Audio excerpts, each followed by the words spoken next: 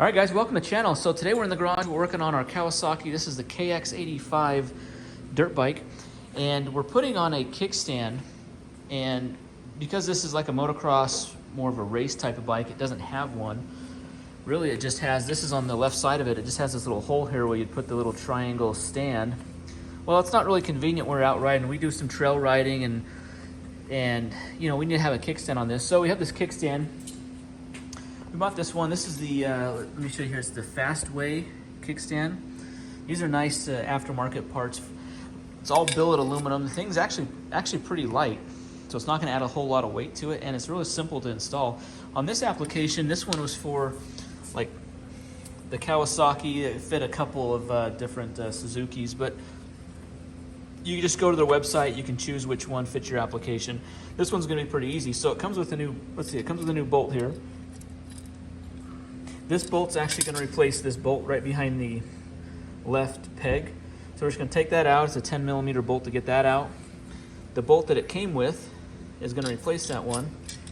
And then it'll just secure up on this cross member up at the top. So really there's one bolt and then this little clamp that claps on up here.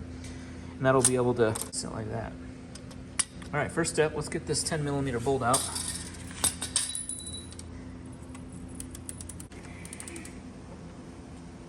Okay, one thing we need to do is we need to have we have a 12mm wrench behind this. There's actually a bolt behind there and then a 10mm on here.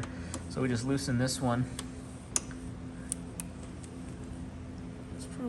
It's actually just the little chain guide, little chain roller that we're undoing there. So we're just gonna hand loosen that out. We're just gonna extract this bolt out. Okay, so we're getting the kickstand ready to put on. We have the bolt out, and then I'm just taking out these two Allen screws. So I'm taking those off so that I can set that behind there like that. And that's gonna go. It's gonna go something like that. So I'm just gonna loosely screw this one in just so that stays like that. We'll be able to position it. I think what we'll do is we'll get this bottom one screwed in, and they come as Allen screws, and then we'll reposition this. Okay, we'll just reposition this little chain guide on the bottom, and we'll put the bolt back in.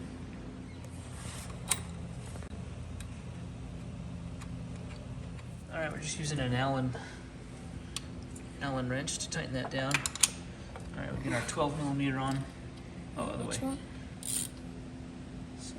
So turn the wrench around. So it's like that. Okay, we're gonna get this other bolt put in here. We'll kind of snug everything down together. Like just immediately. Yeah.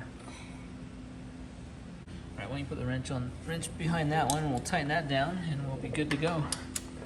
Okay. Side of the wrench. All right, give it a good tighten. That's good. So much easier to turn. Well, because now it's stable. The mounting points are stable on the bike now. All right, we'll just go through, check all the bolts, and then we'll take it off the stand and we'll try that kickstand out. Okay, once we got it all tightened down, we found out that this kickstand arm actually was hitting the swing arm here on the bike, just barely. And so it came with these washers, see in there? So what we did is we pulled the bolt back out and we put these 3 washers there, and then we put one on the outside. And we're thinking those 3 little washers are gonna be able to give us enough space to clear it. So I think that's what they're for. I didn't know why the 4 washers were included, but that's why. You need that clearance to clear the swing arm. So we're gonna get it all tightened back up. We should be good to go. All right, got the kickstand on. The pretty easy installation. If you can see here, that kick the kickstand up. It barely clears this swing arm by maybe a millimeter. It might even be touching slightly. There is a graphic on the swing arm that is providing a little extra width there, but looks nice that it's kind of tucked up out of the way. when you're riding, you know, you're not going to catch your boots on the spring. It doesn't have any kind of external spring, which makes it nice and easy to take off if we need to as well. So this is just a convenient when you're out just riding around. You know, you're not racing. Obviously, you can't have this on if you're racing, but we don't do any racing. We just do some riding around trails and stuff on this. So this will be nice. It's really, it feels really stable too. Look at the big foot pad on this thing.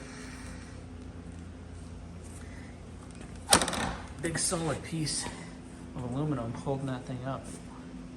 I don't think I added a lot of weight either. Pretty light. Yeah, maybe less than, I bet less than a pound. Yeah.